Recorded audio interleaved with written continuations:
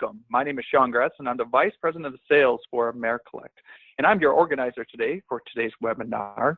The webinar is Denial Codes to Help Collect More Revenue and Increase Patient Satisfaction. The presenter today is the CEO of AmeriCollect, Kenlin T. Gretz. Before we get into giving Kenlin a little bit of introduction, on the right-hand side, you're going to find two different things on your webinar panel. The first thing is the handouts. If you do not have the handouts, they are available on the right-hand side in the section that says handouts in the webinar panel. The second part, if you have any questions during today's presentation, on the right-hand side, there's a question area. Just type in that question, and if there's time afterwards, I'll ask those questions of Kenlin, or if there's time to interject, I can ask those questions of Kenlin. Before we begin today, Kenlin, did you vote today? AmeriCollect is from Wisconsin, so today is a Wisconsin's primary. Kenlin, did you get a chance to vote yet? I did not. I'm going to do that on my way home from work. My daughter Grace turned 18 this last December, so this is her first election. So it was kind of fun pulling up the sample ballot and talking about how she would make her decisions. And so yeah, excited about the election, that's for sure.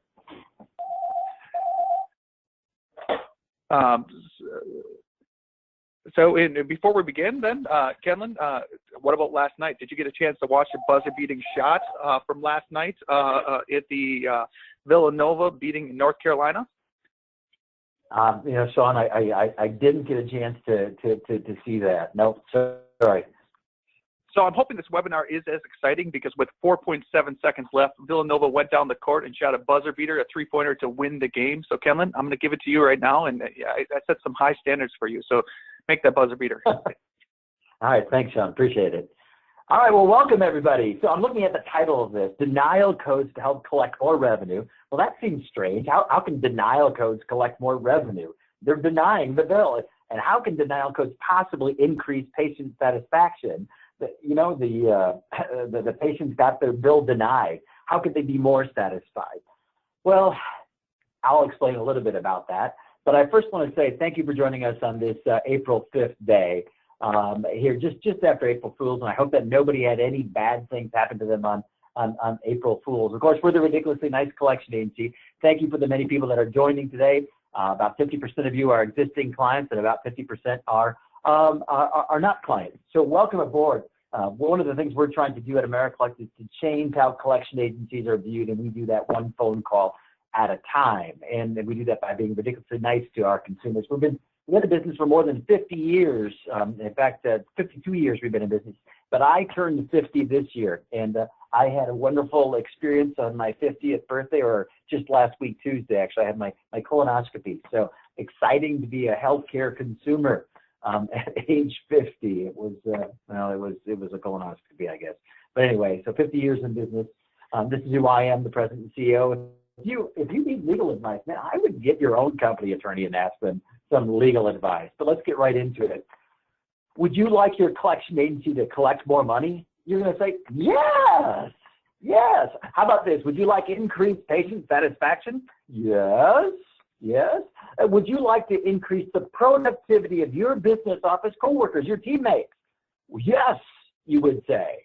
So I've got three yeses, yes, yes, and yes.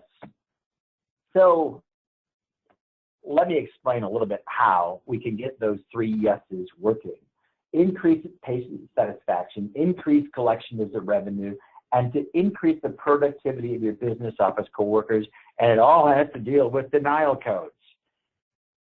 You may not have looked at this question that we're talking about in the way that we do here at AmeriCollect. But let's take a normal kind of a claim that you have, an insurance claim. So the patient receives services, maybe a colonoscopy, for instance. The provider bills the insurance. Number three, the insurance denied because they need patient information. Whatever it might be, they deny it. The insurance company mails an EOB to the patient. And of course, that patient gets the explanation of benefits and opens it. They open the letter. They call the insurance company and they resolve the issue, and the insurance company pays the provider. April Fools to you too. You know, that's how it works. But, you know, as a percentage of denials in your organization, I don't know where that number is at. Those denials are just irritating. But that's not always how it works. I would love to see if it worked that way all the time. And it just, it just doesn't. What's our reality? You know what the reality is every day. You work it, you live in it. The patient receives the services, that's the same. The provider bills the insurance, that's the same. The insurance denies because they need patient information, that's the same. The insurance company mails the EOB to the patient, and the patient doesn't read it or open it. And I can tell you, I've been doing this since 1988. I know healthcare pretty well inside and out from the revenue cycle side, but I don't open those up. We can tell what the envelope is. It's not a bill, so why open it? I mean, it's not a bill. It tells you it's not a bill. So why open it? What happens is my wife gathers the mail, and I come home from work, and I have my pile of mail to go through, and I just kind of set them aside. And oftentimes I don't get to them for 2 weeks, 3 weeks, 4 weeks, 5 weeks sometimes. Sometimes I just wait for that patient statement in the mail and see if they paid about what I thought they would pay, and I'm in the business. But think about the patient that isn't in the business. They might not even open it, read it, or understand it. I always think about those EOB letters. They could be so simple. They could simply say, please call the insurance company at this number. We have a question before we can pay your bill. Instead, there's a lot of stuff on there that your eyes don't know where to go, and there's codes and things, and it's necessary, but is it? I don't know. So the provider, number 5, the provider calls the patient. Your staff, you got a whole denial team working there. They're working on things. Of course, there's the easy ones that you send off to coding, maybe easy. Who am I kidding? Those aren't easy either. But then you have that group that involves patient interaction, and you can never get a hold of them. You can leave messages. You could probably send a letter or two. You drop the thing to self-pay. Number 6, you send statements. Maybe the statements are ignored. They're thinking that the insurance company is still figuring out how much they're going to pay. And the account eventually drops to bad debt. That bad debt side right there, that's our reality here at AmeriCollect. We see these accounts come in. So that's what we're really talking about, is our reality. What do we do with those accounts that are denied? I want to be clear, though, that not all of the consumers listed for collection are listed because they don't have the money. Some just don't get health care, and they don't get their responsibility in managing that relationship between the provider, the insurance company, and the responsible party, the guarantor. I want to help with that. At AmeriCollect, we look at that and say, hey, listen, this person that's turned over to healthcare, they need to be educated to AmeriCollect, need to be educated. And that's why we're from a utility or a student loan or a government account, we do healthcare. But not all the consumers listed are listed because they don't have money. Oftentimes, they just need help and guidance to help them. So let's imagine this phone call. We get an account. John Smith answers the phone. We validate who he is. And I might say, John, I was calling you regarding the $678 owed to ABC provider. Were you planning on paying that balance this week Friday, or would maybe next week Friday be better for you, John? And here's the response that we get once in a while. Well, my insurance company should have paid more. Everybody's insurance company should have paid more. And here's the hard part. The hard part for our staff, our collectors on the front line, and I give them a lot of credit, is that we hear this, my insurance company should have paid more. And they say it in many different ways. But what they really mean, it could be the truth, or it could be a stall for more time because they don't have the ability to pay the balance. And that's really hard to figure out. Sometimes the collector's better off just saying, oh, okay, goodbye, and hang up the phone. But that's not what we're here for. We're here to help that consumer figure out their financial responsibility for the bill.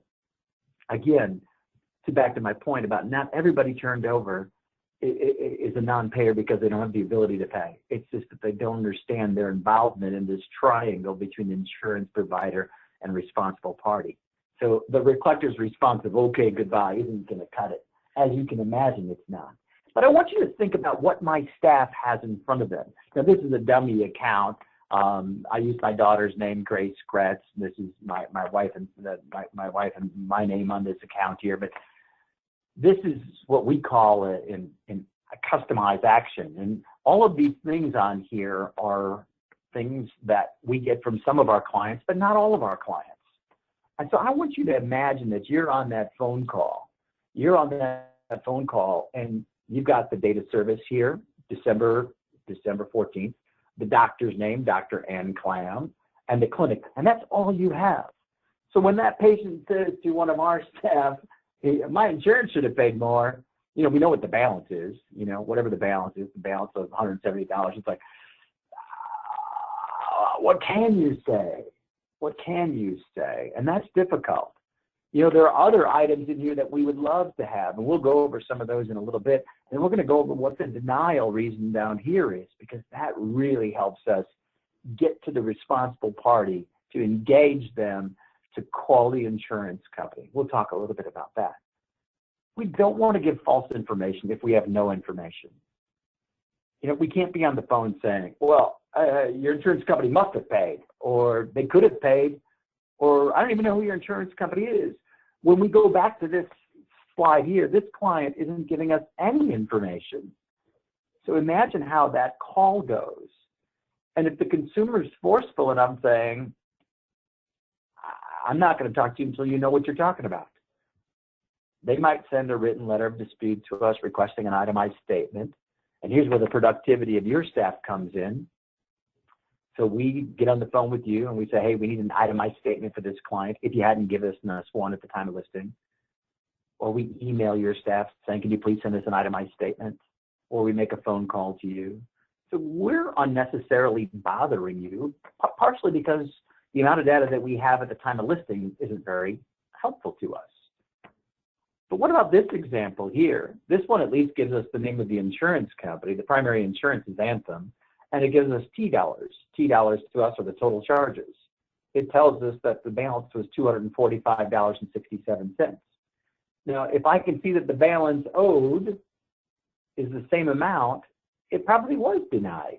Here's an insurance company, and the balance that's owed is still the same amount of the total charges, then it's likely to have been denied. Now, it doesn't tell me the reason why. That conversation gets a little bit more enlightening. Sir, you're right. I can see that they filed this insurance with them here, but they didn't pay anything, and there's no adjustments on the account either. So you're probably right. They did deny the account. How about this? Do you have your insurance card handy? And we can make a three-way call, and we'll call your insurance company together and figure out. Or if you want, I can connect you with our insurance department, and they can help out too. So there's many things that we can do to help out if we have more information. The patient response is, oftentimes if we don't have that information in front of us, I'm not paying a dime until I talk to my insurance company. Well, they pretty much put a wall up then for us. I'm not paying a dime until I talk to my insurance company. Or the hospital said they billed the insurance for me. This is their responsibility to get the insurance to pay. Well, I've tried calling my insurance company. I can never get through. Or I don't have my insurance information with me. So we get all types of different responses. But I can tell you, when we're trying to get to one call resolution, that we have that patient on the phone. When we have that patient on the phone that first time, and we're more likely to help them out, or even partially help them out, they're more likely to talk with us after the fact if we have enough information that we sound like we're helpful. If we don't have enough information like this slide here, they're going to hang up the phone and they're going to call your staff. And they're going to say, I just talked to this collection agency that doesn't seem to know what the heck they're talking about. Well, maybe we don't know what we're talking about because we don't have enough information to talk about it. Let me go forward. Here's a situation where we do get the denial codes. What we do is we have a short screen spot here where we make a code of the code, a short description, so that our staff can understand pretty simply what it's about. That information, then, we know how to direct that call with the consumer and drive them. See here, we get insurance, total dollars, and the denial codes, which is great. Sometimes we get the adjusted dollar amounts. So how much was the adjustment on the account? How much did the insurance pay? And how much was personally and privately paid by the consumer? those are the kinds of things that really make for an efficient phone call. If we have that denial code, whatever it may be, we can respond to the consumer. We can make you look good. You know, a response like, I'm so happy I reached out to you. I reviewed the account and you're right. Your insurance company denied the bill. They want you to call them and tell them how you were injured or how you received, why you needed the medical care. As long as they know that no other party is responsible for the bill, they'll probably pay it. Would you have your insurance card with you? We can do a three-way call with the insurance company and I can walk you through how to handle this, or I can transfer you to our insurance department. I think that that's really important, that we have these kinds of conversations. And it goes exactly with what we're trying to do here at Americlick, to change how collection agencies are viewed. We're just not banging them for payment in full. We're trying to help and educate them that when they get a bill in the mail and an explanation of benefits, that they got to marry the two of those two together to make sure that the insurance company paid as they agreed. And we can have those intelligent conversations with your customers and make them loyal customers, because we're not there just to hammering them out for payment in full. If we see there's an avenue to get the insurance company to pay, we're going to try our best to get that insurance company to pay. Here is the trifecta. A client who gives us everything in this example. They give us the total charges. So the total charges were $245.67. The adjustment was $34.76. That's what the insurance company Anthem took. The insurance paid $154.23. There was a personal payment of $10. The last transaction was a $10 payment. It tells me the date of that. This was at your office, February 28th of 2016, and it was a personal payment. It gives me everything, that there was no denial in this situation. And we let the collectors know everything that the client normally gives us, whether it's insurance information, total charges, adjustments, insurance payments, personal payments. This makes for one call resolution, huge patient satisfaction, huge patient and productivity increase for your staff, because we're not calling and asking them questions that we could answer that the patient has to us. This full circle of data being transferred with that bad debt account is really important.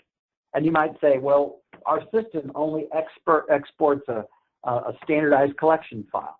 Well, we have a lot of clients that try to get to this data in a different way. What they do is they have specialty queries that they run. So they list accounts once a week or once a month. And if their data file doesn't include this additional data, they'll run what we call a piggyback file. And that query is simple as just, here's the account number or the invoice number or whatever you call it on your system for that particular data service. Here is the sum of all the adjustments. Here's a sum of all the insurance payments. Here's a sum of the personal pay if there was a denial. And they send that piggyback file either with the placements or a day or so later.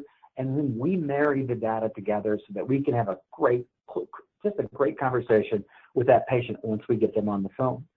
Now, most collection agencies have more sophisticated dialing systems than healthcare providers. You don't have the labor force or the technology to make multiple phone calls on every single account. We do. So if we're going to be spending that money on getting a hold of the patient and we get them on the phone, doesn't it make sense for us to have as much information as possible? And especially the denial codes, because, you know, ultimately that's where the money is at. Getting those insurance companies to pay the things they rightfully should be paying anyway. Or at least finding out that we have the wrong insurance company that we billed, and then we get the new insurance company. Maybe they didn't have coverage at the data service, or the person was no longer on their health plan. It was a minor. I can tell you that increased patient satisfaction is so important. It's what we strive to do on every call. One call resolution, man, that saves you money, me money. Think about the bounce back and forth. You know, we talk to the patient, that collector hangs up. The collector then sends it off to our customer service department. Our customer service department then contacts your staff. It's a whole chain of events that is a lot of labor and a lot of cost. And it could be solved one time by talking to your IT department, saying, hey, we just need some specialty queries that are sent along. And we've done this with many of our clients. It makes it right. It's the right thing to do. So we spend less time checking on things with your team, which equals more productivity for your team. We're not going to be bothering them nearly as much. We did some study this is about a year or so ago, and it's not super accurate, but it's fairly good. So a consumer calls in, or we called the consumer, and we've got to check back with the client to get some additional data. We estimate that about 35% of the consumers that were supposed to call back after gathering the data never answer the phone again, or the phone number is disconnected. So if we could have this one-call resolution, when we had this information, these denial codes to help us collect more money. We've got a couple of clients that they give us the denial codes, and we can generate reports backwards saying, hey, listen, how successful were we in getting a hold of the consumer by denial code? And then what was the end result? I mean, there's a lot of things we can do with denial codes backwards to help educate your denial staff once we reach them. Half the problem is that you don't have the sophisticated dialing systems to make those outbound phone calls. And we do, and that's what we do well. Or Amera EBO, our sister company, the Extended Business Office, does well. So think about that.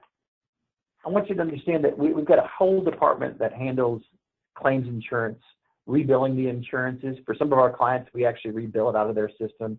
Some of them, we type up a HICFA and mail it in, depending on what kind of it is. We do well.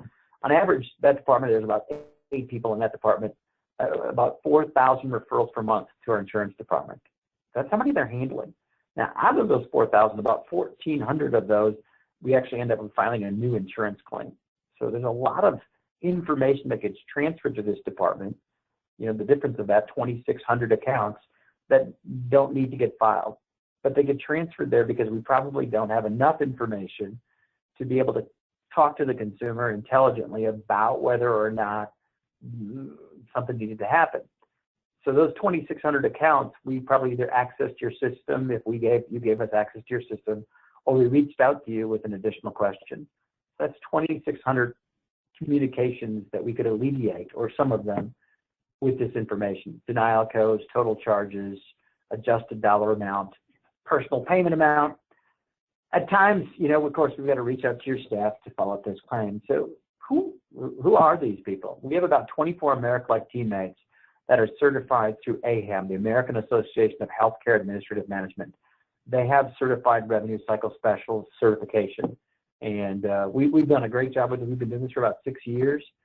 Just recently, we had a team of about 20, and I think 8 of them passed the first time through the training, and another 4 were recertified. So it's an extremely difficult exam to pass certification, but it's something that you know that our staff is using this information. They're trained in healthcare. They're as knowledgeable in some cases as you, our clients, are, because they work it. They work in the same kinds of things that you do. So it's really important to remember that we have the skill set to be able to help you out and help those patients out. Of course, all different types of denials, expenses incurred after coverage terminated, whatever it is, we'll have, they're all mapped to a process. I just gave you an example of coordination of benefits. But so it doesn't matter what it is, we'll take your ANSI code and we'll map it to our internal code so our staff knows what it means. And those are just any type of denial. Doesn't matter what it is. We'd like to know what it is. I want to shift gears. We've only got a few minutes left. We've been reducing these webinars instead of 45 minutes down to 30 minutes. I want to talk a little bit about something that happened last year. And the New York Attorney General, his name is Eric Schneiderman, he filed a lawsuit against the 3 major credit bureaus, Experian, Equifax, and TransUnion. Part of it was just about medical debt, but it was also about all types of debts. But the medical debt was impacted. And there's a couple of, so what they did is these 3 credit bureaus signed a settlement agreement with Schneiderman and said, we plan on doing this over the next 1, 2, 3, and 4 years. And there's something that's going to impact how much we collect. The settlement said that if you place an account on a credit file, we need the guarantor's Social Security number or date of birth, one or the other, preferably both. And it's the right thing to do, because what it does is it makes sure that we don't get John A. Smith mixed up with another John A. Smith who happens to live in the same city. And if you've ever had that nightmare on your credit file, where you've got a similar name or somebody else's, it's a mixing of credit files. and I always tell consumers are so afraid to give out their date of birth, social security number. You're going to have more problems if you refuse to give out your date of birth and social security number, because then what's going to happen is your account is going to get mixed with somebody else's account. But if you protect your social security number, protect your date of birth, but make sure you're giving it to legitimate businesses. So I'm going to ask that we're going to be reaching out to you too, but if you want to be proactive. Now, this is effective September 15th of 2017. We have many of our clients that give us the patient's date of birth and the patient's social security number, though we don't have as many that give us the guarantor social security number. This can be accomplished also in the same way. You can send us a piggyback data file with this information. It doesn't have to be right away at the date of listing. It could be a once a month process saying, here's everybody that was listed, here's their guarantor date of birth, social security number. If you want to be proactive about this, you can email newbusiness@AmeriCollect and ask the question, hey, what's in my file? And we'll check to see what we get. Again, we've got till all of next year, but I want to get this on the burner here. I know a lot of your IT departments need to have some time to get ahead of things. If you want to read an article about this, this is from the Attorney General's office. It is pretty amazing when you think about one Attorney General signed a settlement that impacted the entire nation. It's sort of the power of the political and bureaucratic landscape that we have now. One Attorney General negotiated something that affected all of us. And I just find that interesting, but a lot of the things that they negotiated probably should have been done by the credit bureaus anyway. So it's a good thing. It'll help make sure that consumers' credit files are correct and accurate. So there's a positive thing about it. Upcoming webinars. Sean was on before with me. He's giving one on Thursday, April 7th. That's on Thursday between 1 and 1:45 p.m. Central Standard Time. 501R Financial Assistance Policy, learning the requirements to stay compliant. Section 4. So Section 4, 501R. This is on Thursday, April 14th. We have so many clients and potential clients that are calling us and saying, how come you guys are the 501R experts? And that's a compliment to Sean. He decided to study this information and make sure that we could help our clients become knowledgeable about these topics. If you go to our website, down here, there's future webinars, but if you go to our website, just AmeriCollect.com, there's a whole page on there about 501R. And then our next normal one that I normally handle, the webinars, these are the 501R special ones that we're doing. Call Miner, which is a speech analytics tool that we use. Ridiculously Nice collects more. Learn how speech analytics shows that being nice collects more money. We're going to show you some of the tools of Call Miner and how it helps us collect more money and increase patient satisfaction and drive home the fact